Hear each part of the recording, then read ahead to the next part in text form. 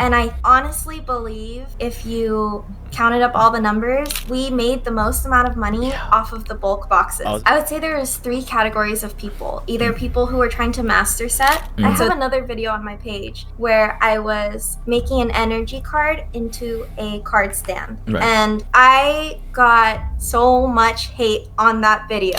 If you're going to a convention, or if you're even just going to a card shop, maybe perhaps think about wearing deodorant or showering before you leave the house. If someone was listening to this podcast right now and had no idea who you were, how would you describe yourself? So my name is BabyPoke, or Natalie. A lot of my friends call me Nat as well. I'm 24 years old right now, and I live in Southern California. How would I describe myself? I love playing video games. I love collecting Pokemon cards. I love collecting everything, to be honest. I'm a big collector. And yeah, I graduated college probably, I think it was a few months ago now, early of 2024. And then ever since then, I've just been doing vending and content creation. I also do real estate, but that's the side gig. Right. Speaking of vending, I know we talked about vending a little bit before, but for the people that don't know, you started vending 2 weeks ago? No, 3 weeks ago? I think now it's been about a month. Oh, a month. So my first vending event was March, I think it was 16th or 15th. I think it was 15th. So you started the 15th of last month. And where was that at? That was at Juice Box in Huntington Beach. So it wasn't really a big show. It was more of a community trading event / like some vendors were there, but they were celebrating their 1-year anniversary. And the owner there, Jerry, he's a friend of mine. So we wanted to do our first vending event with him. And it was super fun. Yeah. I think the next obvious question is like, how did it go? So, I mean, considering that was my first event, right, and now I've signed up for like 5 more, I would say it went pretty well. That's good. It was super fun. I think the best part about it was that everyone who was there seemed to not just want to spend money, but also just look at everything that we had and just have fun. So a lot of people were there with the intention of just like hanging out with their friends or bringing their family along and just having a fun day, because it was outdoors. And there's a lot of, I think Juicebox has a very loyal customer base, and so a lot of them showed up just to look around and have fun. So it was cool that not everyone was there with a purpose of like, want to buy this card and then I'm gonna leave. It was more like they were open to just having a conversation and talking about the hobby. And I think because of that, it was a great introduction to vending, because I got to see a lot of my community as well that came out. So that was really cool. And then as far as, actually vending, how that went, it was surprisingly so successful. I think I didn't really know what to expect going into it. But, financially, we put a lot of money into it, and then we invested a lot into designing the booth, making everything look nice. And not only that, but just the time and effort that went into it as well. We put a lot into it. And so I didn't know exactly how much we would get back out. But I would say, looking back now, it was all worth it. If anything, I think we got back even more than we could have ever hoped for. So it was great. Yeah. Yeah. So you can, like, it's safe to say that you definitely made your money back. Yeah. Okay. That's awesome. That's awesome. I know you had a video. I'm gonna on the YouTube video, I'm gonna pull it up. But like, I know you made like a whole vlog about it. I think that was your first vlog. Is that right? Yes, it was my first vlog ever. My first YouTube video ever. Oh, too. Right. And I know I watched the whole thing. That was like super fun to follow through the whole thing. But for people who didn't watch, like, I guess the first thing is like, how did you prepare for the vendor event? Okay, so yeah, I did show in the YouTube video, but I'll just kind of shortly explain. There was a lot that went into the process, but mainly logistical things. I would say a lot of pricing out cards. We wanted to do everything the night before the event so that the pricing was as accurate and like fair as possible to what the current market was. That was definitely stressful, doing everything literally the day before. But I think that was a good way to do it, and we continue to do that even now with our vending events, because it's just the most fair. And Right. that's most important to us as vendors, is that our pricing is good. And so there was a lot of pricing, a lot of sorting cards. So I have these bulk boxes, which honestly, I'll be so for real, I wasn't going to include bulk in my booth at all. And this is painful to say now, but I was just going to throw out all my bulk or like give it away to like local shops or, a nearby hospital, something. I just did not want it in my room anymore because I was doing Whatnot at that time before I started vending. And I was always ripping packs for people, ripping packs for myself. And I just had my room was like full of bulk. I was Mm-hmm. swimming bulk every time I walked into my room. And so I wanted to just get rid of it all. But my dad and my friend were actually the ones who were like, someone's going to want that. Like, no matter if it's a 2-cent card or a dollar card, somebody will need that for their master set, or somebody will just want something like that in their collection. And so I said, okay, fine. So what should I do with it? And they said, you should try to sell it, for a good price, because these cards are only worth a few cents. And after you sort everything, then see if it sells. If it doesn't, then you can go on to, giving it away or whatever you wanted to do. And so the biggest time or the most amount of time we spent while we were preparing, I think, was just sorting bulk, because we sorted everything by set and by cuteness and color. And so for the cute bulk box, we sorted everything by color, and everything that was cute we put in there. And then for the master set box, which is what we call it now, for people that want to, find cards for their master sets, we sorted everything and organized everything divided by set. And that took 4 of us doing that.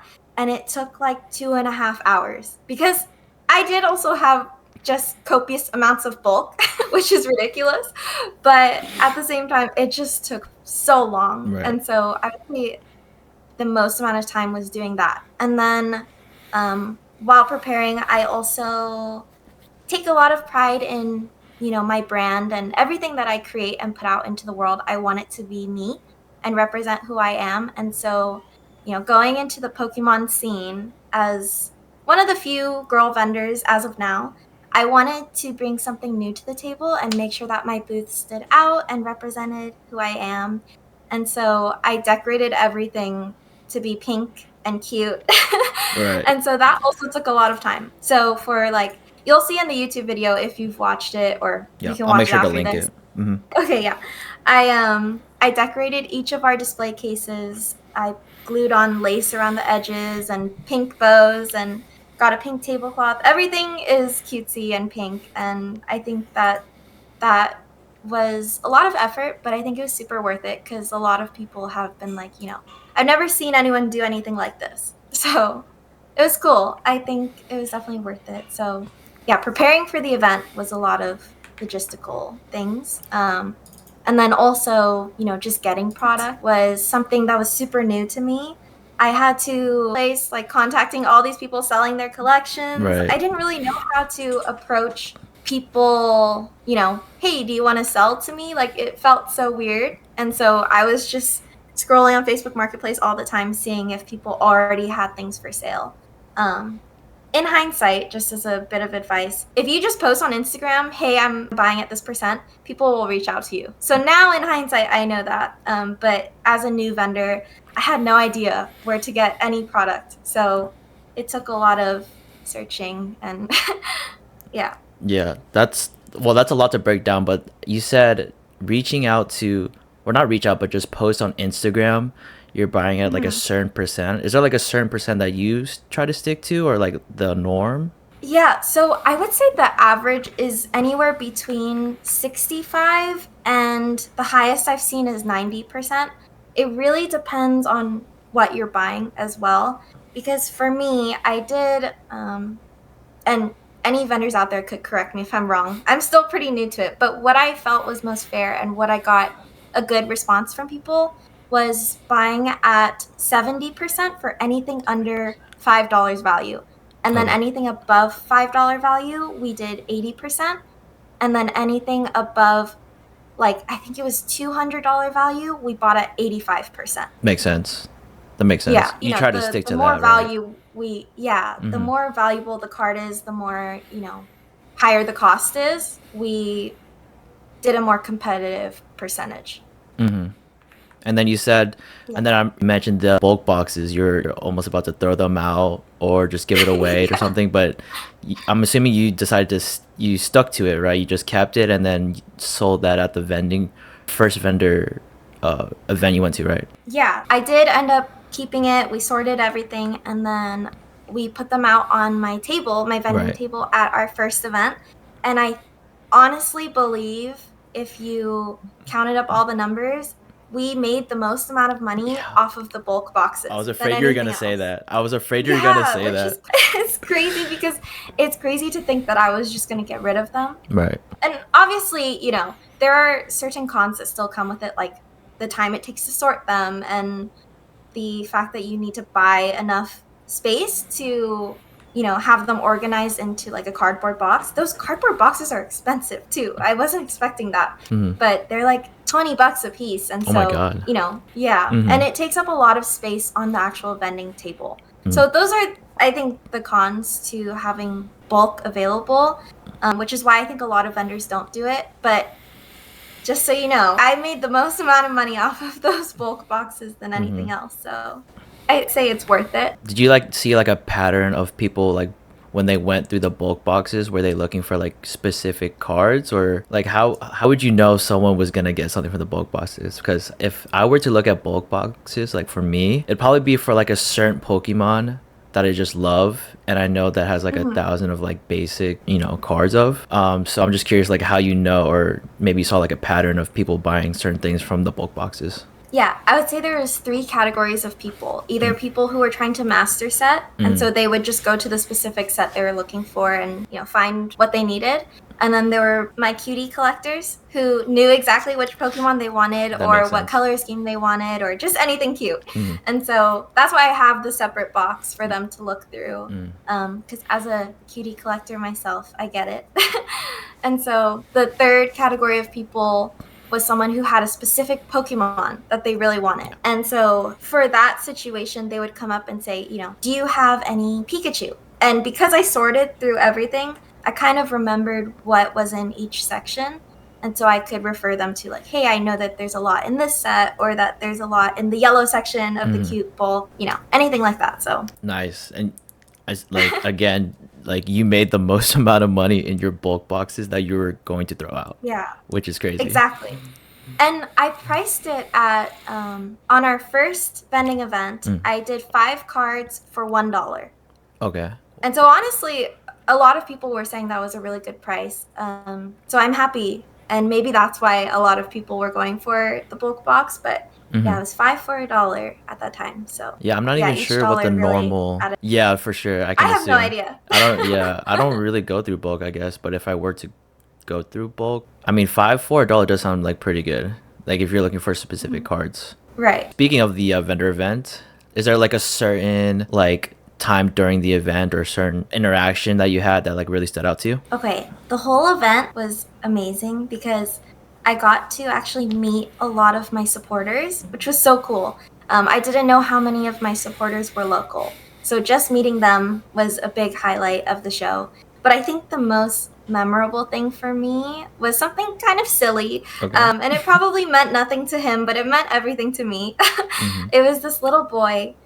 He was walking around the show with this little notebook, and I was going around filming my vlog, and it was the time in the vlog when I was going around other vendors. And I think it was right after I did the coin flip with Pokémon. That's when this little boy came up to me and he was like, hey, can I have your autograph? And I was like, I've never written an autograph before for anyone. And so that was super sweet and memorable for me. And obviously, he probably just saw me with a camera and thought I was a big deal, which I'm not. But for me, it meant a lot that this little boy, who's in the hobby that's made for kids. So I'm really glad that he was there and that he was excited, and he came up to me all excited thinking I was some big deal and asked for my autograph. And I signed the autograph for him. And little boy, if you're watching this now, I'm sorry, it was so ugly. I had never gotten to practice my signature for Baby Pokey before, and I was writing it and my hand was shaking because I was nervous. and it was so ugly. So I'm really sorry it was ugly, but that was really memorable for Oh, me signing, a little kid's notebook. right. That autograph might be worth a lot more than you expect later No. on. So the first Oh my autograph god. ever signed. The ugliest autograph ever Yeah. signed. And now it's owned by like I don't know, how old was he? Like 8-year-old? He was probably maybe 11. 11, yeah. He That's was cool around though. that middle school age. That's Yeah, like it was cute. I awesome. can just imagine it now. Yeah, it was super silly and cute, and obviously I don't think he even knew who I was, but it meant a lot to me. Uh-huh. So You can pretend that well, I mean, you still don't know if he doesn't know you, I guess. So he might know you that's or he might true. not know you. Yeah. I guess he didn't I address you by your name, maybe? Did he address you by like Baby Pokey or anything? That No, so he actually, I think it happened because when I was filming with the other vendors, a few of them were saying things like, "Oh, I've seen your videos. Is this for your Instagram, your TikTok?" And so I think when the kid heard that, he was like, "Oh, everyone knows her. She must be a big deal." mm. But really, it was just it was just a few other vendors who knew who I was. Right. So, Still cute yeah, though. I don't think he knew me, but yeah, still very cute. How'd that make you feel like as a up and comer to like creating content and stuff? I I I don't want to let it get to my head. No. Oh no, don't start with that. Don't start with that. Don't start with that. No, but Yeah. seriously, Hmm. it meant a lot to me. Hmm. Like I said, I still don't think he knew who I was, but just the fact that, it was my first time signing anything, it just made me super nervous and excited for the future. And, hopefully one day I can sign cards for people or something. Do you ever think you're gonna get to like the point where like to like DeepPocketMonster and Oh, Lionheart? no. He's a No? legend. I don't think He I ever well, get to hold on. that Legends level. are still made every day, so I mean, It's true. oh, so I wouldn't say that. I think that's true. Uh-huh. I don't know. It's actually kind of funny that you asked that because at my second event, which was what was I think it was LA Card Fest. I was there vending and people came up to my booth and a lot of them were supporters who were like, "Oh, I came from your video, your Instagram. I saw you were going to be here." So that was super cool. Um, but as I was walking around during the show to meet other vendors, a lot of them were actually saying, "Hey, I've seen your videos," or like, "Are you the infamous ImBabyPoke?" And I was like, "How do you guys know who I am?" Right. And a lot of them were saying, they were like, "Everyone knows who you are." And the only videos that ever pop up on my feed are DeepPocketMonster and you. Whoa. And sometimes Alex Ketchum. And I was like, that's insane. Yeah. But I think it's because I just post too much. So, Well, there's no such thing as posting too much. You can't say that. oh, There's no well, way. No, there's no such thing. I, You can I post don't like know. nothing, If and that's bad, and you can never post too much, I think. In my opinion. That's true. Yeah. I just don't want people to get annoyed of my posts, I think. That makes okay, so that's a different story. As long as you keep your like posts like very like high quality or like to the quality that you want, then I don't think Mhm. people mind watching, your content like once or twice Yeah, every day or that's something. true, actually. And Mhm. not all people get the same content, at least on TikTok, like maybe like a half of your I don't know audience gets one video and the other half gets another, but I don't think everyone gets the same video all the time, so you know what I Yeah, mean? that's true, actually. Hmm. Especially on TikTok, Especially because exactly. That's like they just show you whatever. exactly. No one ever uses the following tab, I promise you. Yeah. It's really bad. But yeah. All right. I guess the last thing I want to talk about for vending, I don't want to get too caught up into vending, but the last thing I do want to ask is if someone was listening and they really wanted to start vending, they have a collection, they, are ready to start selling and they think they can actually make not even a living, but like, do this on the side and stuff. Can you give any tips to those people that are listening? Yeah, for sure. I think the first thing I would say is if you want to do it and you have, the financial stability to do so, 100% go for it. I think it's such a rewarding experience. And I'll be so honest too. I think the market is slowly correcting itself. And so we're seeing prices slowly go back down. And that can be kind of scary for someone who maybe thinking about hopping into the scene right now. But I think it's actually the best time to join because things are at a lower price than ever. And so you're at a bigger advantage than ever to buy product and to have enough product for your next event. And so I would say, I won't lie to you and say that it's easy or that it's not expensive to start vending, because it really is. And it takes a lot of time and effort to start vending. So if you're in the financial space to do so and you have a passion for the hobby and for, just vending in general, I would say 100% do it. But my biggest tip, I guess, I would say don't underestimate yourself and your product, because Pokemon cards, as much as they're a craze right now, it's something that people have loved for a very long time. Like, Pokemon has been around for such a long time and it's still thriving. And so don't underestimate, every Pokemon is someone's favorite Pokemon. So even if you think, I don't have as much cards as the person next to me, the vendor next to me, I don't have enough sealed products, like, you're totally okay. There's someone out there who will want the card that you have. You just have to wait for that person. And so don't underestimate the product that you have, because the cards pretty much sell themselves. But that's where you also have to not underestimate yourself, and you have to be confident and kind. And people who come up to your booth, as long as you're welcoming and kind, they'll stick around for even just a conversation. Even if they don't, you don't have anything that they're interested in, that's fine. They'll still converse with you. And that's building a community that will help your next event, because they're going to come back and say, hey, I saw you last time. What do you have for me today? And so you're building a customer base more than you're just trying to find customers. You know what I'm saying? So I'd say my biggest tip is, don't just see everyone as a customer, but see them as a community and try to build that. And it won't matter at the end of the day what product you have. Someone will buy it, someone will want it, as long as, you're focused and you're kind, then the cards will sell themselves. So 100%. Awesome. From here, I want to talk about content creation. I know we talked about this a little bit before too. I was very surprised when I heard when you actually started, but in case, someone has no idea when you actually started, actually, let me give you some background. You have, I just checked right before recording this, you have over 6,000 followers on Instagram and over 10,000 followers on TikTok. So from there, I guess my question is, how long have you been creating content for? And follow-up question, what helped you build up that type of following? Okay, to answer the first question, I started my TikTok account on, I believe it was January 14th. I want to say that's the first day I posted a video. I might be wrong. It was sometime in January of 2025. So that was about, what is it now, April? Like 3.5 months ago, I started my TikTok. And then about 2 weeks after I started my TikTok, I started my Instagram, because I thought TikTok was getting banned. Yeah, did we all? So I created an Instagram account for my Pokemon stuff. So that was also in January.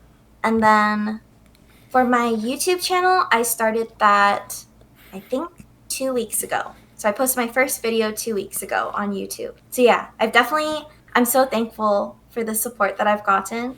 Sometimes I feel so undeserving, but it did take a lot of hard work as well. So I have to remind myself that, I work to get here as well, but regardless, I'm so thankful of the endless support that I've gotten from people in such a short amount of time. So I'm super honored and grateful. Yeah. So like, sorry, go ahead. To answer the second question, Right. it was, how did I grow? Yeah. So like, how, like, the question exactly was, what helped you build that type of following? Oh, okay. So I think the biggest thing, okay, logistical stuff, right? As far as the effort that I put into posting, I would say the thing that helped me build or the following that I have in such a short amount of time, I would say it took a lot of work, because I've posted every day on TikTok and Instagram, and then YouTube once a week now since I started. So I think I've only missed 3 or 4 days. And it was either because I think the first day I missed, I was at Collecticon. So I missed that day because I didn't have any service in the venue. And then I missed another 2 days because I was vending. And so it was just chaotic. So much was happening. And so I couldn't post those days. But besides that, I've posted every single day since I started the account on both TikTok and Instagram. And so obviously, just getting your content out there helps you build some sort of traction and an audience. So that I owe a lot to, the work that I put into posting every day, growing my following. But I think another thing that is really important that a lot of people who are posting on social media kind of, I think they have a struggle with building an audience is because they're putting out content that's too broad. And I think a lot of people are like, I'm just going to post every day, which is good, but they're posting a lot of random stuff every day. You have to narrow down your niche and find what works for you and post about that. So for me, it was cute Pokemon content. And so I feel like I found a lot of people who are like me, who were girls getting into the hobby, um, or people who like cute stuff getting into the hobby, and they didn't find many creators at the time who were doing what I was doing. Now I'm so thankful there's a bigger community of cutie collectors on Instagram and TikTok. So I'm super happy about that. But yeah, I think the timing of when I joined and the content that I was putting out and the amount of content I was putting out was really helpful in building the following that I did in the past 3 months. Yeah, I think you brought up like a really good point of like when people are posting, one, it is good to post pretty consistently or often, but like you said, the main issue is not like niching down enough or not Mm-hmm. going into like a specific topic or category, or even like for example, like even Pokemon is so broad. It's so broad. Right. You can get the trading card, you can go into the video game, you can go into Pokemon Go. I think even like talking about like just Pokemon in general is like too broad. So like you Yeah. said, if I was like trying to start become a Pokemon creator, like I have an interest in trading, like playing the actual card game, the trading card game, I would like niche down to the point where I'm like talking about like a specific deck during the like in the Mm-hmm. meta Right. right now, because I think right now is like Atlanta regionals for Pokemon with the new rotation and stuff like that. I would niche down to the point where I'm like talking about like super specific stuff that very few people even know about, because I feel like those people don't get served like the right content enough. And if you can just Yeah, start from something exactly. super small and then broaden it out to a point where it's Mm-hmm. like you can other people can kind of understand what you're talking about. Like for example, the biggest one. Do you know who WolfeyVGC is? Do you know who Wolfie is? I don't think so. Okay, so I'll just give you like a brief rundown. Like Wolfie, Okay. he plays the video game, and he got to the point where he's playing the video game and he's like describing it in like super detailed way to the point where no one understood, like the general audience. But the very like small community really knew what he was talking about and they loved him.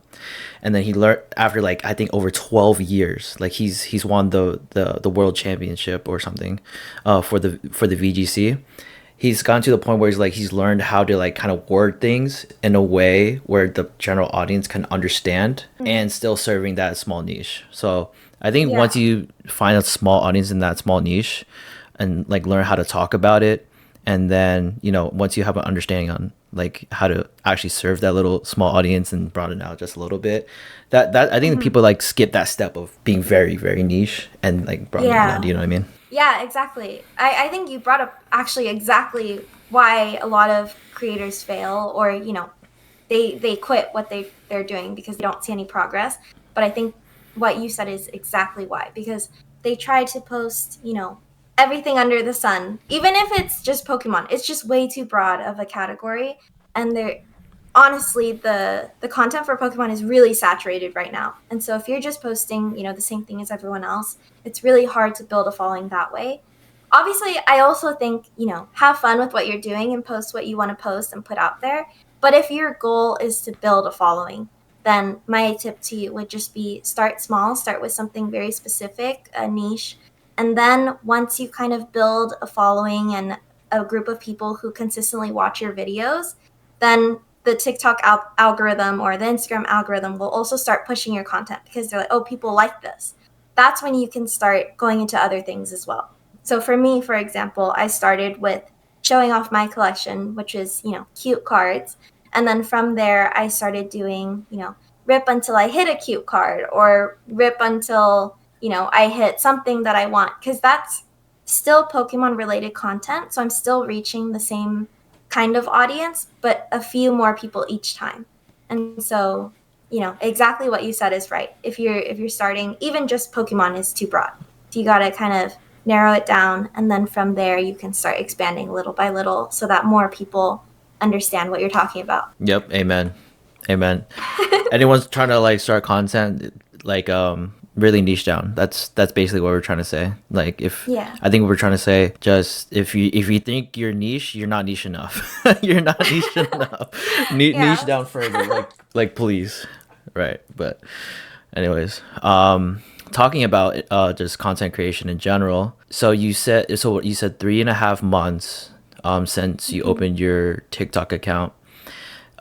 Since in those 3.5 months, was there like a certain moment where you noticed like something really like picked up for your page? Honestly, I think I got really lucky and it happened to be my second video. So I actually posted 2 videos on the first day. And the first one was just a picture carousel of cards that I almost bought, but I didn't at my local card shop.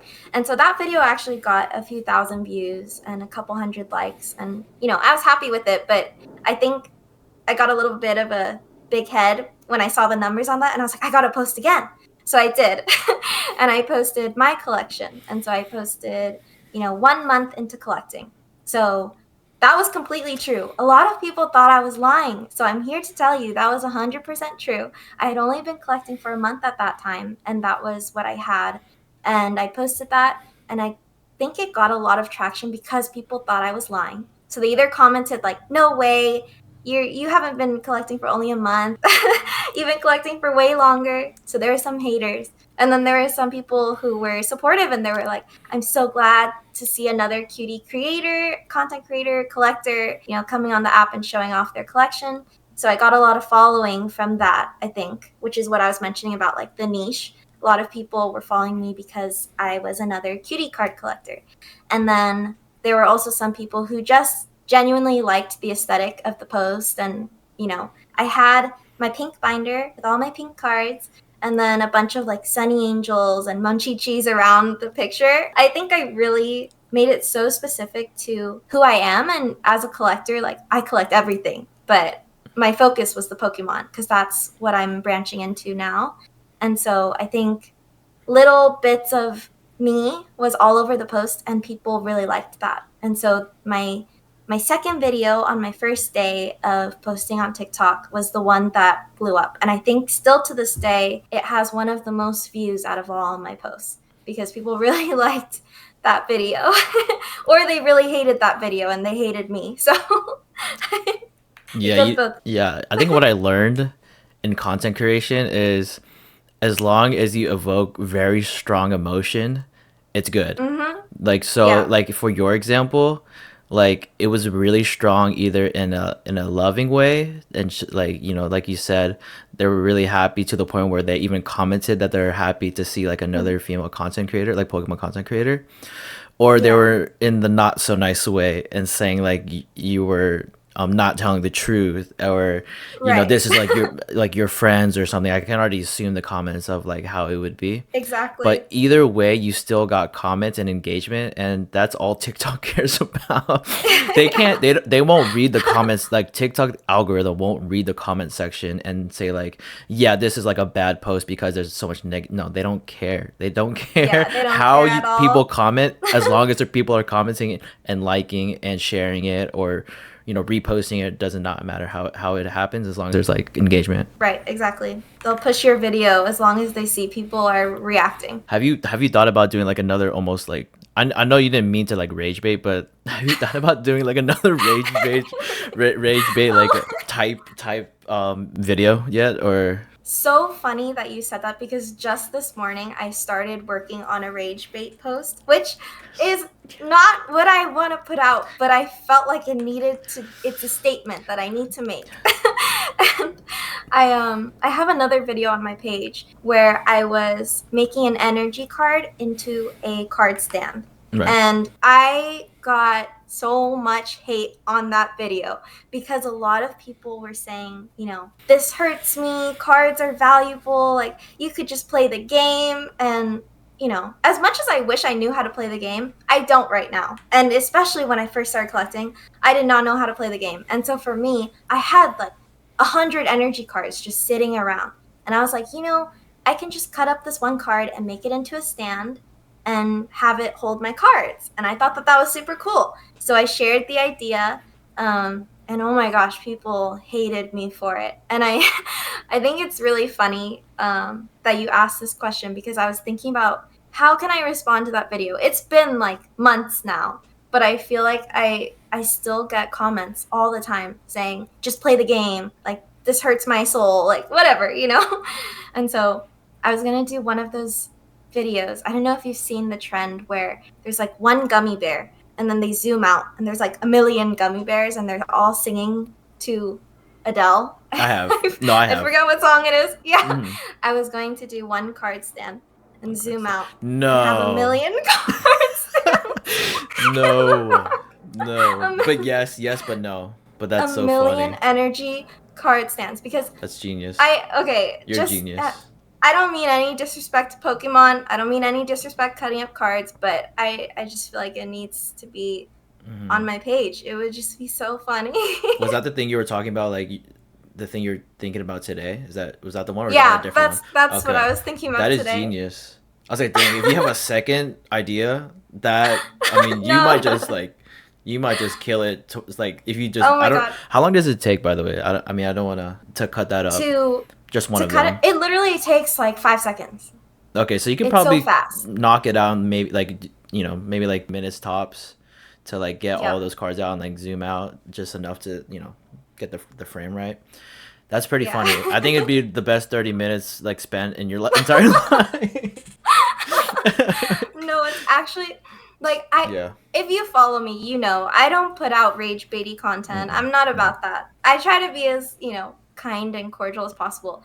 But oh my gosh, the amount of people on that video that they were sending me death threats, literal death threats about an energy card. And I was like, okay, this is ridiculous. And I just think it's funny. So as a clapback, I think I might post a rage bait for that specific crowd of people who responded to that video negatively. Are you actually like 100% committed on making that video? At first it was just a thought, but now I think I have to. Now that it's on this podcast and I said it, I think I have to do it. Yeah, give I don't know which one will come out first, but you'll see it. Oh man, I have so many things to go into like rage bait content. Like it's so like it's so easy. It really is. You just do something. Like, so the first thing I used to, well, not me, but I knew that people did, was like mistype something that's very common. So instead of saying the right there, they would say there, and then it'd be so easy for people to like try to correct them in the comments, and then that's like free engagement. And then another one was like, there's like this guy that used to test two separate things, and he would like he would say it's like a scientific test, but he would like mess the test up so bad that people just have to comment saying, you did this wrong, like that was so bad, like how can you call this a test? Like I've seen like tens of thousands of comments in each video, and each video would go like 4 million views and just go absolutely viral. So like, to be honest, this might be like a bad well, it's not, I wouldn't say it's bad advice, but like, I don't know if you want people, want to go into this type of stuff, but if you want to blow up faster than you are right now, just make rage baiting content. Yeah, seriously. Yeah, honestly, if you're okay with putting out that kind of content, then that will get you views 100%. Every time. Without fail. Because well, if you think of it, like the other extreme is like being too safe, just doing what a million people are already doing, and you'll like, if you don't stand out at all, then obviously no one's gonna watch you, right? Yeah. So exactly. I mean, obviously there's a middle ground somewhere, but like if you want the easiest way out, just yeah, But yeah, sorry. Yeah, that was a little side tangent, but still talking about influencer growth and just making content in general. For you specifically, what are some goals that you have as a creator by the end of this year? This may be a bold statement, but I think by the end of this year, I would like to hit 10K on every platform. So TikTok, Instagram, and YouTube. I think YouTube is going to be the hardest because what is it? I posted, I think, 4 videos now, and I have almost 2K. I'm like 50 away from 2K. So if I keep posting, then hopefully those numbers will align and I can hit 10K. But I think YouTube will still be the hardest one to just be put on the YouTube recommended and YouTube Shorts. Like, honestly, I don't really know the algorithm for YouTube because I'm so new to it. Like, obviously, before creating the Pokemon accounts on TikTok and Instagram, I've had TikTok and Instagram accounts before, not Pokemon related. And so for that, it was kind of easy to just adjust and still get on the algorithm. But YouTube is a whole new scene to me. And so I think YouTube will be the hardest to reach that 10K goal. But I think I'll be hopeful and trust my supporters and my community. I think maybe we'll see. But 10K is the goal on TikTok, Instagram, and YouTube. And Oh, then as far as go ahead. oh no, sorry, no, go ahead. I didn't know you. I was just gonna say that you already did one third of the goal already. You've already hit over 10,000 on TikTok. So Yeah, but TikToks I feel like easy. You get a video that just blows up and people will just follow. Which is actually interesting because when I think about myself as a TikTok consumer, right? I'm just scrolling. I'll like a video, but I'm not following the person. So I think it's interesting that, a video blows up and I'll get a bunch of follows from one video. But I think that's where that niche content comes in because they're like, oh, I want to see more of this person. So I think that's why TikTok was so easy because my one first niche video blew up, and so I got a bunch of people who you know like the same thing as me who followed me at once. So I think that's why TikTok was so quick. And Instagram, I think I'm at almost 7,000 now, so I'm almost there too. But Instagram is pretty hard to grow. I feel like once you hit that 5,000 mark, that's when things start slowing down and you really have to start putting in work to get more followers. no, I So we'll 100%. see. YouTube. So you're talking about like YouTube Shorts algorithm you don't understand, right? Because that's like you were saying you didn't understand the algorithm. I just assumed the Shorts version. Yeah. Yeah, I think the YouTube Shorts is confusing to me because I've never watched YouTube Shorts before. I don't know. I think it's a new thing. Like I know a lot of kids watch YouTube Shorts, and so a lot of the content on there that I see is like very quick, very loud, eye-catching for kids who are, watching for a short time. But a lot of my videos are very calm and like very relaxing and aesthetic. And so I feel like I need to find a way to switch up my content for YouTube Shorts in order to get a bit more traction on there. So far, that's what I'm seeing with the algorithm. Because my one video that has done well, like surprisingly well on YouTube Shorts, was my second video, and that was the one that I actually posted on TikTok a long time ago. And it's where I'm holding up my binder and saying like, hey, I collect cute cards. Do you also collect cute cards? And that one, the first like second of the video or half second is like, hey, like it catches your attention right away. And I feel like the kids or whoever is on YouTube Shorts, I honestly have no idea, but I think it's mainly children, that hey is like, oh, I want to stay and watch this. And so I think just based on what I've seen, that first millisecond is so important on TikTok, Instagram, all of them, but especially on YouTube Shorts. That's what I'm finding is, the first second or even less than a second will decide if they scroll or not. That's actually very interesting you brought up. I didn't know who the audience was, and so the only thing I knew about YouTube Shorts is that my parents actually watch YouTube Shorts.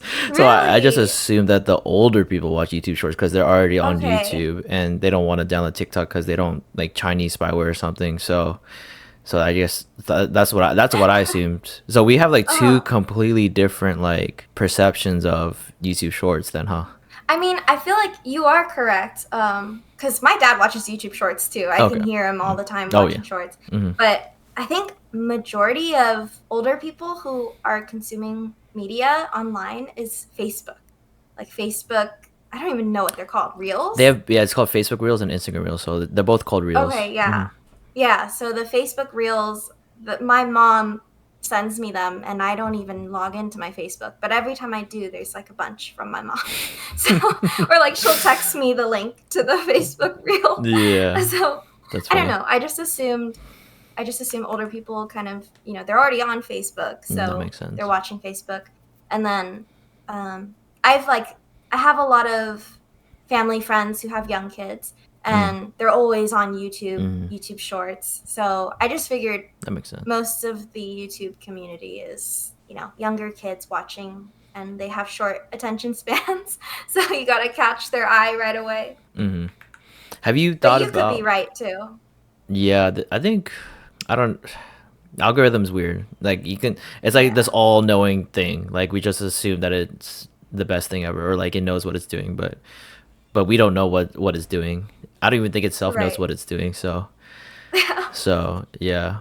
Have you thought about making certain content specifically for YouTube Shorts? Yeah, actually. So it's funny you say that. My dad is the one who's like, "Hey, you need to start posting on shorts." And like I just mentioned, my dad's always watching them. So he's the one who's like, "You need to start clipping your videos and like finding the funny parts or the entertaining parts and posting those." But because I've never edited that kind of content before, I it's just unfamiliar to me. So I think, to answer your question, yes, I want to start learning how to do just content for YouTube Shorts, because it's definitely a different audience there. So, whatever that means, I don't know quite yet, but I definitely do think I need to start focusing on YouTube Shorts if I'm going to continue doing YouTube, which I am. So, Okay, you said 10, wait, 10,000 followers on every platform. We talked about shorts.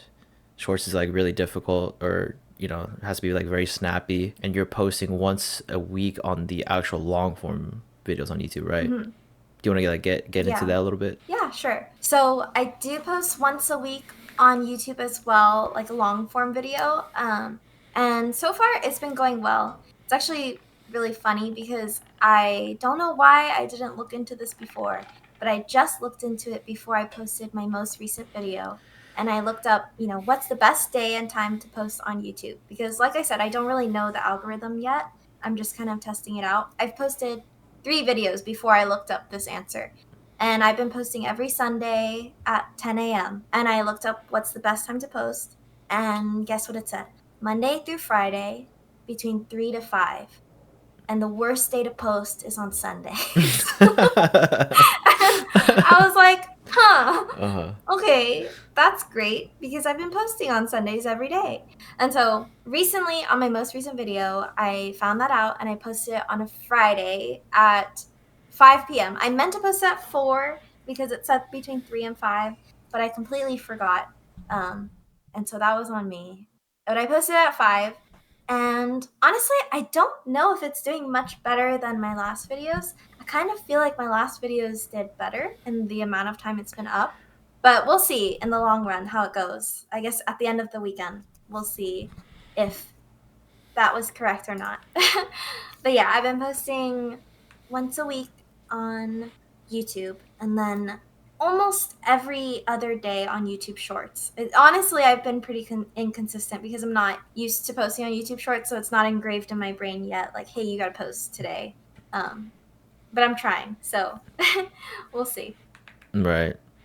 I think speaking to like the whole scheduling thing, I don't even know if that's true at all. And if it is true, I don't think it's as true as it is like 8 years ago when YouTube, or 10 years ago, or 12 years ago when YouTube Mhm. was still in that new stage where you know because the algorithm has changed so much. I think it got to the point where no matter when you post, it'll still get in front of the right person, or it'll Yeah. do its best to get in front of the right person. So like even if that person, like, I feel like if a person is interested in getting your, or watching your content, I don't think it matters if they log into YouTube at like after work, so like after 5 p.m. or something, and they see your content just posted, or posted like yesterday at like in the morning or something. Do you know what I mean?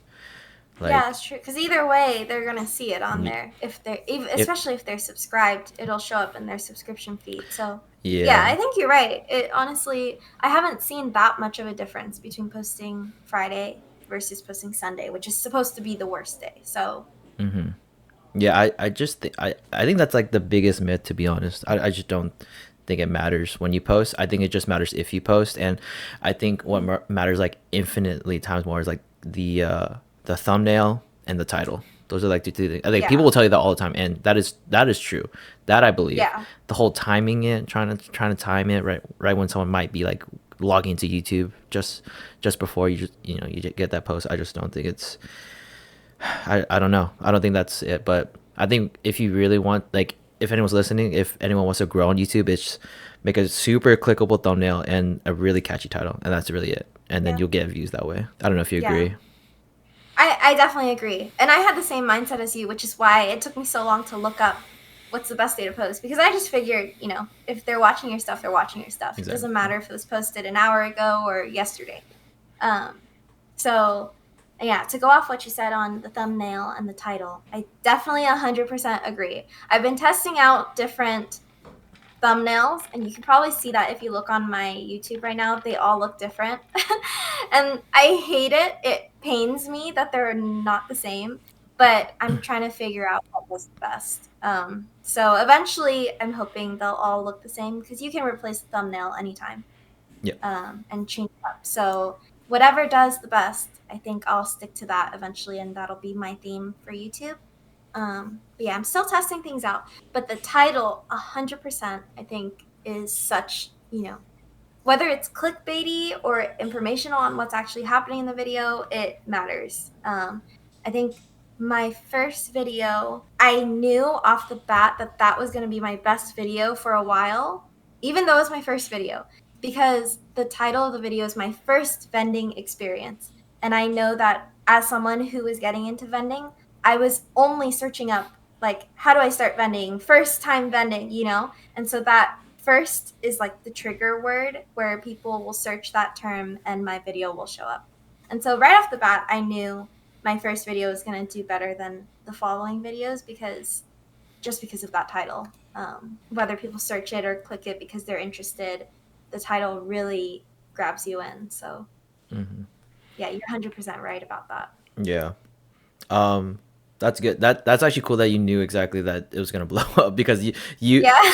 so I like that you actually knew, well, like I said, you knew it was gonna blow up because you are the exact audience that you're trying to target with the video. So I think like if if you make something that you yourself would watch, that means there are other people that are gonna watch. You know what I mean? Yeah, exactly. That's like the biggest thing. People just like make some random stuff, and it's like if you don't even watch content that is similar, or if you can't sit through your own like video, then how can you Yeah. expect anybody else to like sit through your video? Do you know what I mean? Hmm. Yeah. So that's like the biggest key indicator.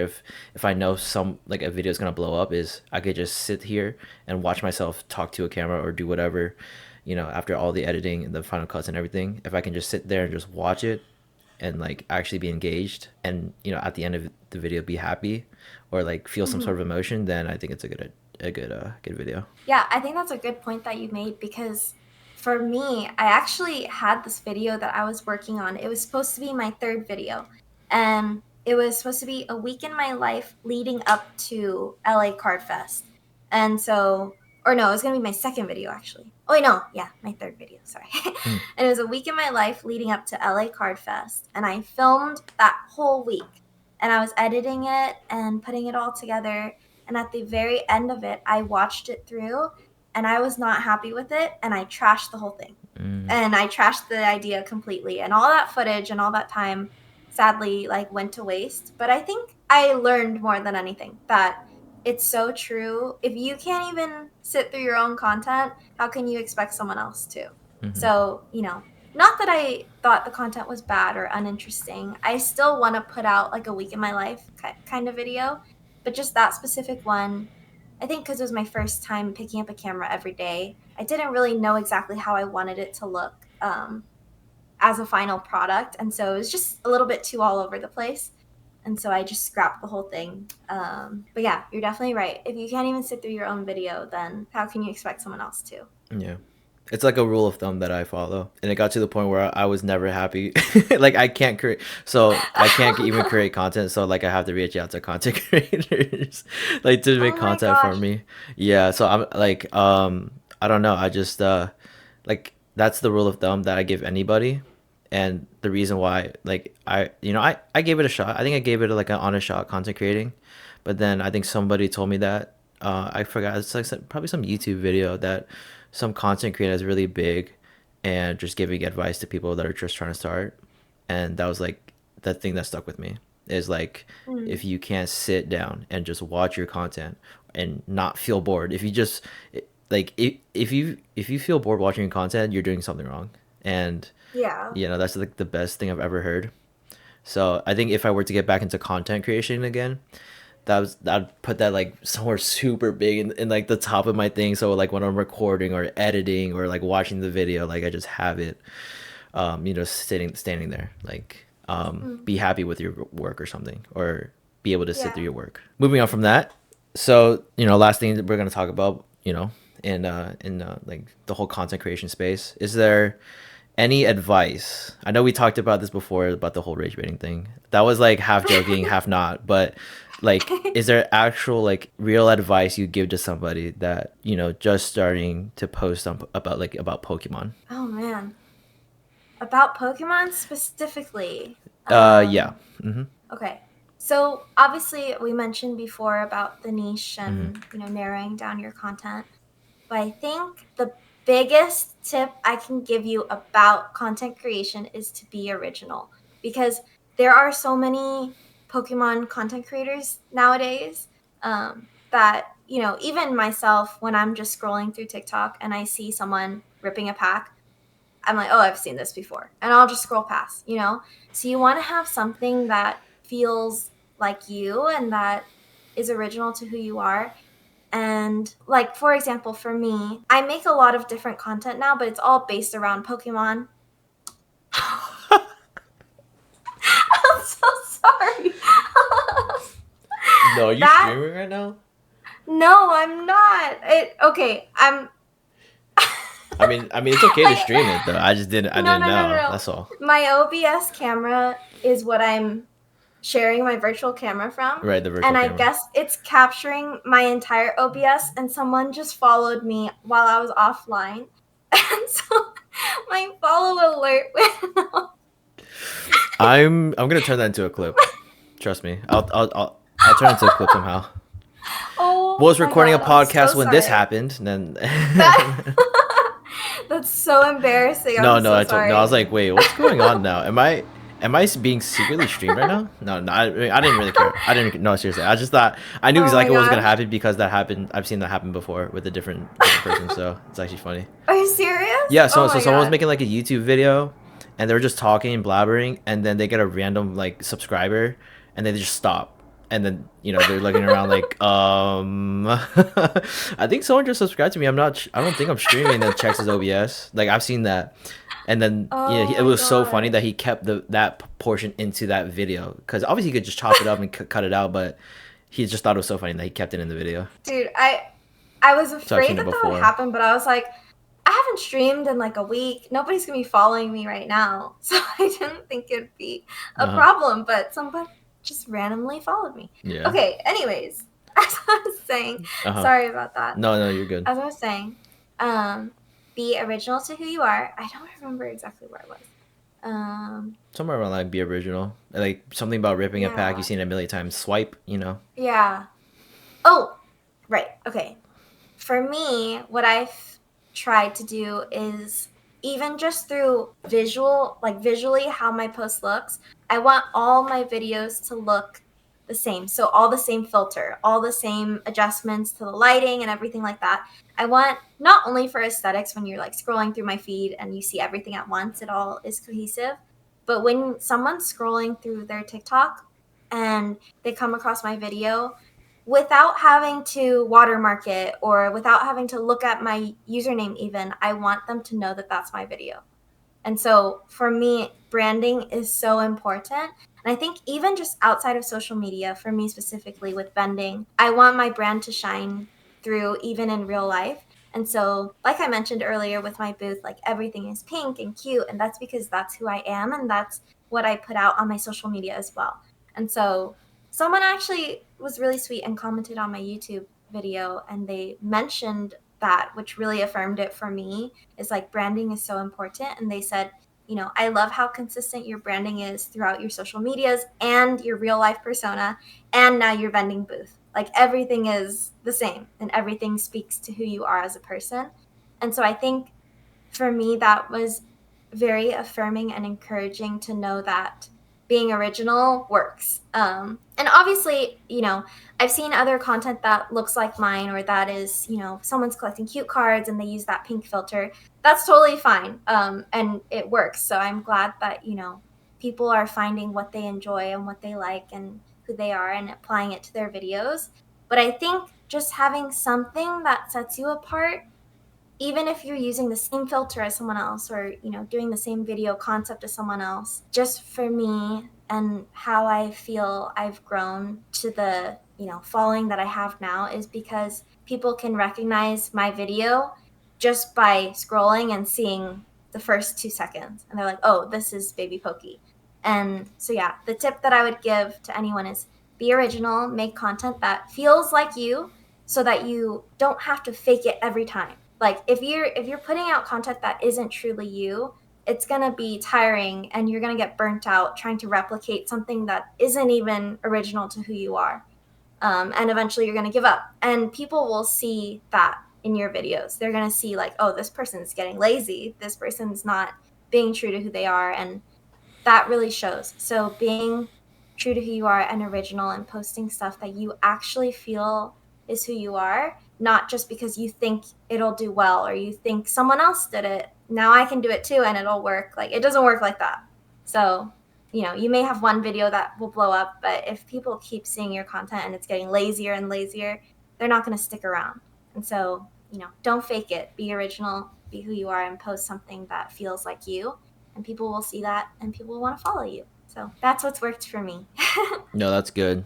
I think I just want to add a little bit onto that. I think I 100% agree, like branding's like everything. But not many people know that branding can be as simple as two things: your face and your voice. That's like the Yeah. two that's the thing where nobody else has the same exact voice and face. Mm-hmm. So if you really Right. want to start branding, I think a lot of people try to make like faceless content. I think you really just gotta put yourself out there because number one, branding is very important. You need to be able to like talk and show your face, so that's branding. And then number two, what the worst thing that can happen is that 50 people see your video and then never see you again. That's the worst thing that can happen.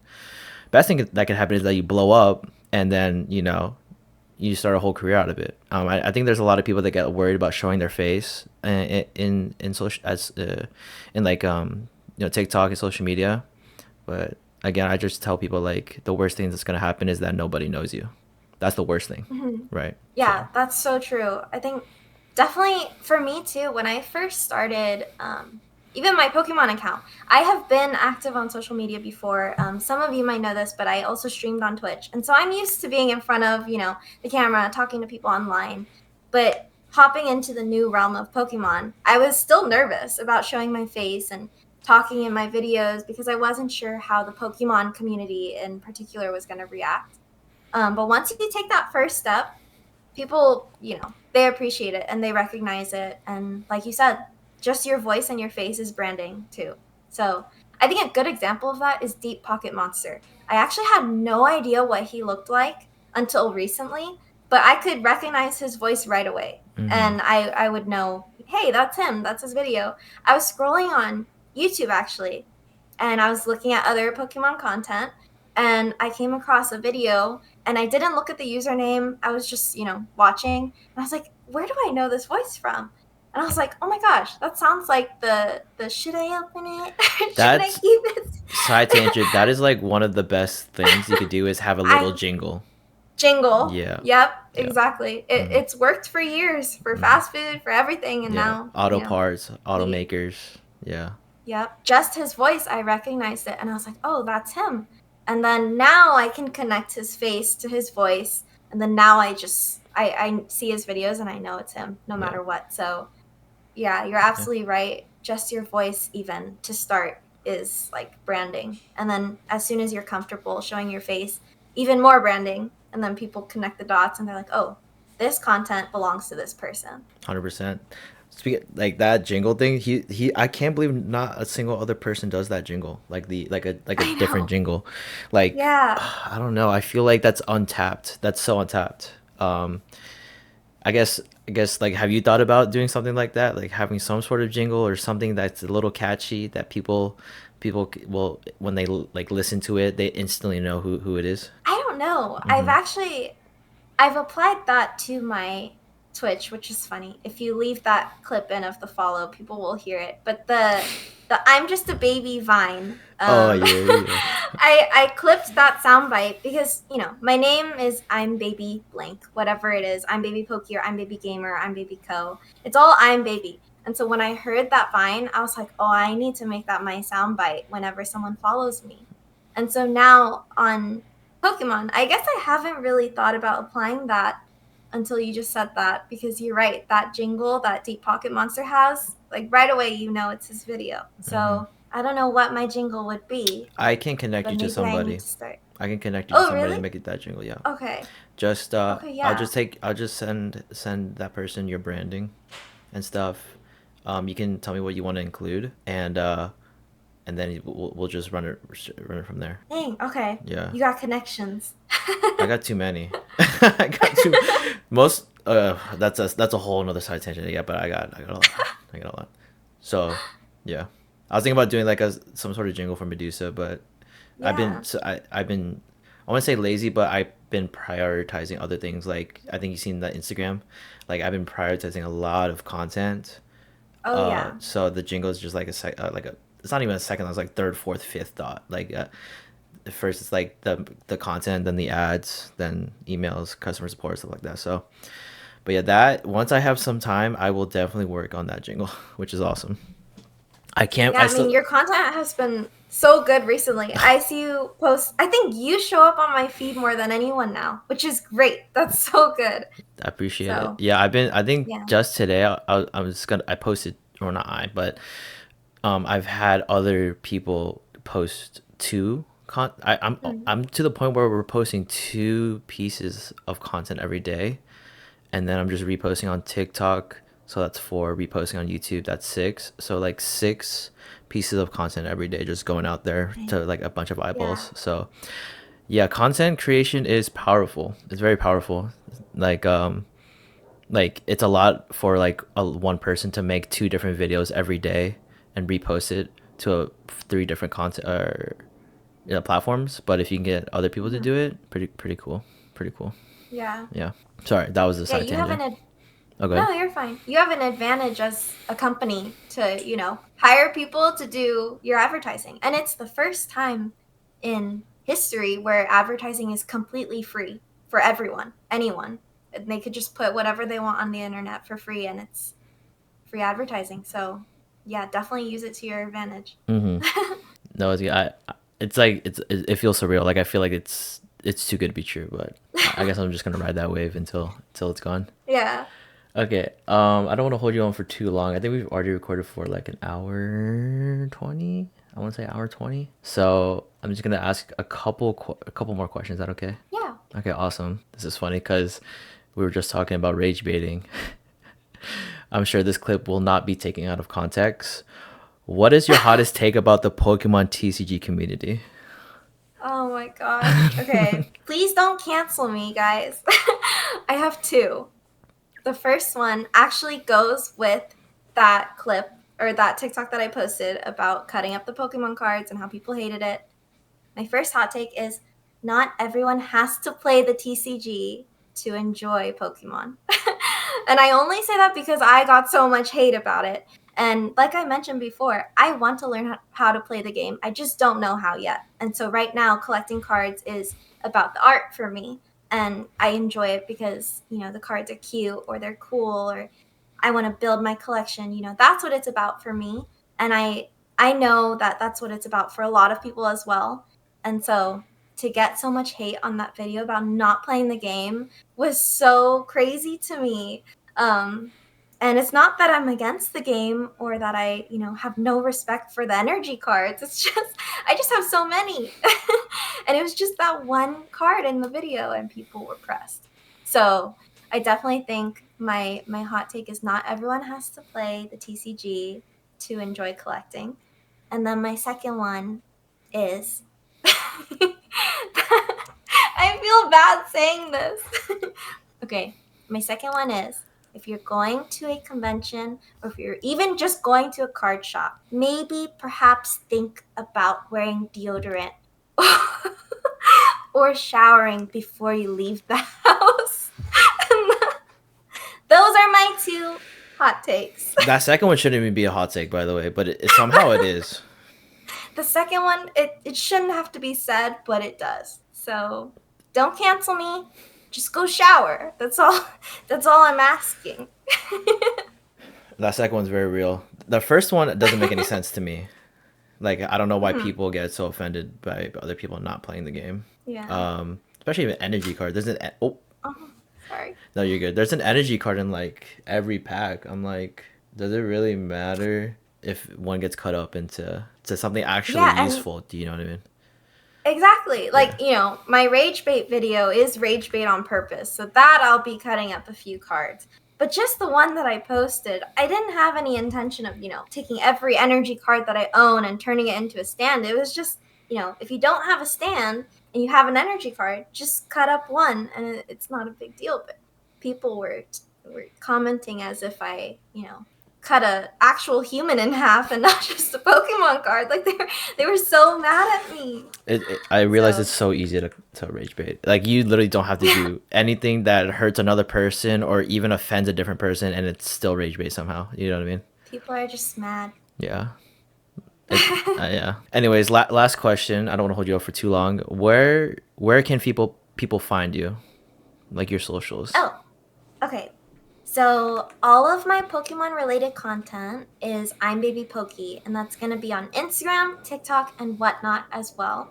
And then all of my gaming related content, if you guys are interested in that, I play Valorant, Fortnite. Sometimes I do just chatting. That's all I'm Baby Gamer. So Instagram, TikTok, and Twitch are all at I'm Baby Gamer. And then I've combined the two into I'm Baby Co, which is my YouTube channel. And so as of now, it's all Pokemon content on there.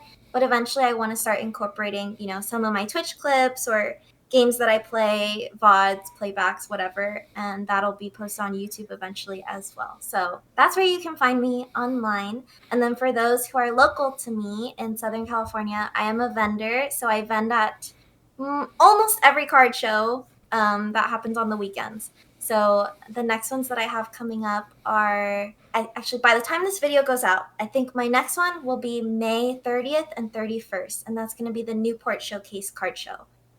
So if you're in the area, I'll be there, and you can find me there. And come say hi because I give out free stickers to people who follow me. Nice, nice. That's how you get them. That's how you get them in the doors. Yeah. All right, cool. Well, Natalie, thank you for coming onto the podcast. Is there any final words you have? Yeah, first off, thank you so much for inviting me. I'm so honored that I was the first guest on the Medusa Case podcast, which is so fun. I actually have my Medusa case on at all times. So I love this brand. I love this company. So hopefully you guys enjoyed the podcast. Hopefully you enjoyed learning more about me as well. And yeah, I appreciate all the support and love that I've received. You guys are amazing. So thank you.